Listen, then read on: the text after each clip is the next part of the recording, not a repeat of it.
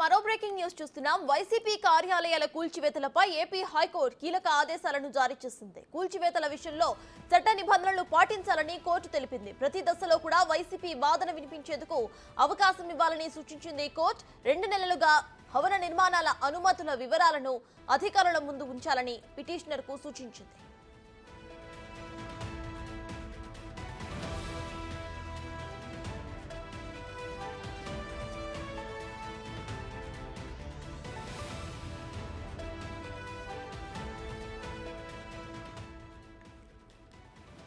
YCP కార్యాలయాల కూల్చివేతలపై AP high court కీలక ఆదేశాలు ఇచ్చింది.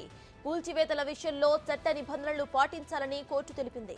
ప్రతి దశలో కూడా వైసీపీ వాదన వినిపించేందుకు అవకాశం ఇవ్వాలని సూచించింది. 2 నెలల్లోగా భవన నిర్మాణాల అనుమతుల వివరాలు అధికారుల ముందు ఉంచాలని పిటిషనర్కు సూచించింది.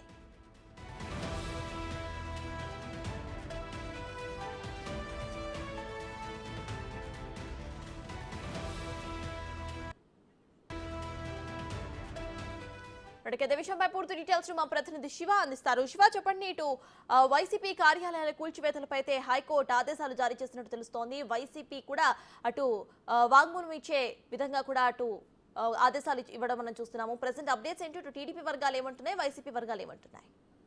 మొత్తం మేము చూసుకుంటే రాష్ట్ర వ్యాప్తంగా 26 జిల్లాలకు సంబంధించి కూడా 26 చోట్ల కూడా వైసీపీ పార్టీ కార్యాలయాన్ని అనుమతి లేకుండా నిర్మాణాలు చేస్తున్నారని చెప్పి కూడా కేంద్ర కార్యాలయాన్ని కూల్చివేశారు. దీంట్లో ప్రకాశం జిల్లా ఒంగోలుకు సంబంధించి మిగిలిన 25 కార్యాలయాలకు అనుమతులు లేవని చెప్పి కూడా ప్రభుత్వం అన్ని కార్యాలయాలకి నోటీసులు జారీ చేసింది. ఇప్పటి వరకు 26 కార్యాలయాలు ఉంటే 25 కార్యాలయాలకు నోటీసులు జారీ చేసింది. దీంట్లో 20 కార్యాలయాలకు సంబంధించి కూడా ఏపీ హైకోర్టులో గత వారం రోజుల క్రితం కూడా హౌస్ మోషన్ పిటిషన్ ని 3 రోజుల వ్యవధిలో రోజు కొన్ని చొప్పున దాఖలు చేశారు. ఈ 20 పిటిషన్లపై ఏపీ హైకోర్టు కొద్దిసేపు క్రితమే తీర్పుని వెలువరించింది. వైసీపీ కార్యాలయ కూల్చివేతకు సంబంధించి కూడా చట్టబద్ధ నిబంధనలను పాటించాలని చెప్పి హైకోర్టు ఆదేశాలు జారీ చేసింది. అలాగే ప్రతి కార్యాలయం కూల్చివేతకు సంబంధించి కానీ లేకపోతే మిగిలిన అంశాలకు సంబంధించి కానీ వైసీపీ వాదన కూడా వినిపించే అవకాశం అధికారులు కల్పించాలని చెప్పి కోరిన పరిస్థితి కనిపించింది. అలాగే ప్రజలకు ఇబ్బంది కలిగించే విధంగా ప్రమాదకరంగా ఉంటే మాత్రం వాటి పట్ల కొంత కఠినంగా వ్యవహరించాలి. అలాగే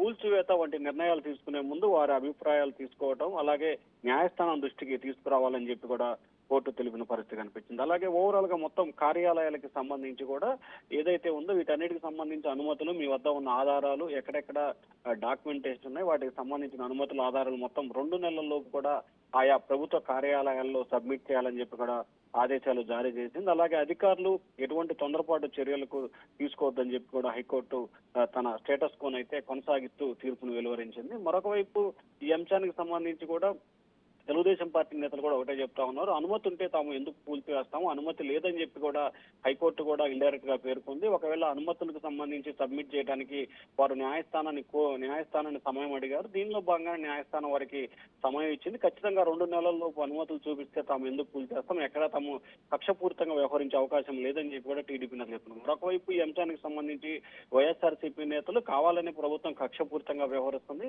ఖచ్చితంగా తమ వద్ద ఉన్న ఆధారాలను ఏదైతే తాము ఎంపిక చేసిన భవనాలకు సంబంధించి కానీ ల్యాండ్ కి సంబంధించి లేకపోతే అనుమతులకు సంబంధించి అన్ని రకాల అనుమతుల్ని ఆయా ప్రభుత్వ అధికారుల ముందు ఖచ్చితంగా ఉంచిన తర్వాత తాము ఇదే అంశాన్ని న్యాయస్థానం దృష్టికి తీసుకెళ్తామని చెప్పి కూడా వైఎస్ఆర్సీపీ నేతలు అయితే చెప్తా ఉన్నారు. ఓవరాల్ గా 20 కార్యాలయాలకు సంబంధించి కూడా స్టేటస్ కోను కొనసాగిస్తూ కోర్టు తీర్పునిచ్చింది. మరి 2 నెలల్లోపు వైసీపీ నేతలు ఏ రకమైన డాక్యుమెంట్స్ చూపిస్తారు, దాని పట్ల ప్రభుత్వం ఏ రకంగా ముందుకెళ్లబోతోంది, అలాగే ఆ ప్రభుత్వం ముందుకెళ్లే చర్యల్ని హైకోర్టు ఏ రకంగా చూడబోతుందనే దానికి సంబంధించిన ఉత్కంఠ కొనసాగుతా ఉంది.